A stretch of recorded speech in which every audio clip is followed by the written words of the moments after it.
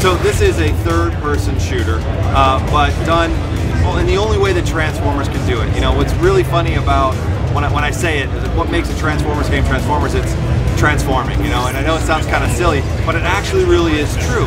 What we're able to do is things that you can't do in any other game. It's really fundamentally different when you have access to that vehicle at all times. So add that, plus the fact that each character you're going to play as has a unique ability that makes them very, very different. Some can cloak, some can grapple, some turn into Tyrannosaurus Rex. And all of those things all put together make for a really different and unique gaming experience that you're not going to get with any other game. So you are going to be playing through one massive story, you know, that's all about the death of their home, Cybertron. You're going to witness that through both Autobots and Decepticons as you play through the campaign.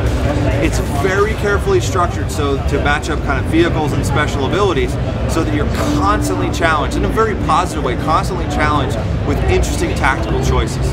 The level design philosophies we have are really about letting you play the way that you want to play.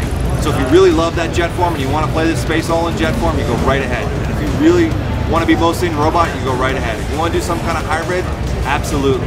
One of the characters that we have shown off here at E3 is Starscream. He's a very cool character because he can fly. His special ability is to cloak. Take that same physical geometry, but equip a shotgun.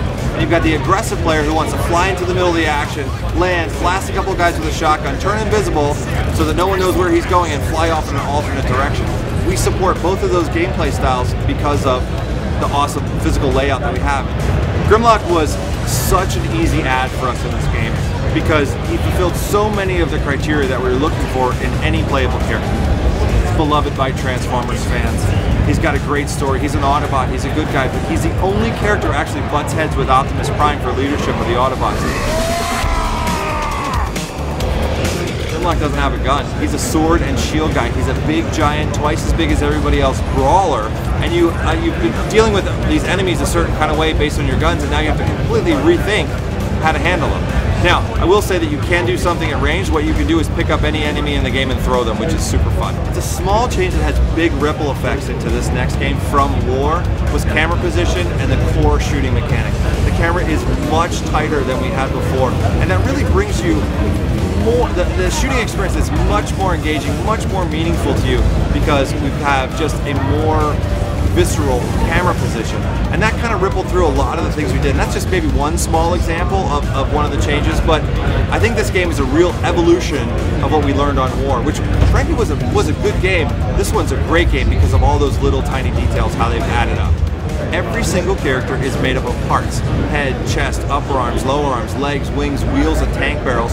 So you will spend tens of hours in the menu system just building your perfect Transformer. Escalation mode also returning, which is our 4-player online cooperative mode. This is super fun because we, again, had something that we really liked. You would play with your buddies, you could unlock doors, progress through the map, all very cool. But the one thing that I hope you cannot miss from the stuff we showed on E3 is Metroplex. He is a city-sized Transformer. We've never shown him before E3, and he is, I don't know how else to describe a city-sized Transformer. He's huge.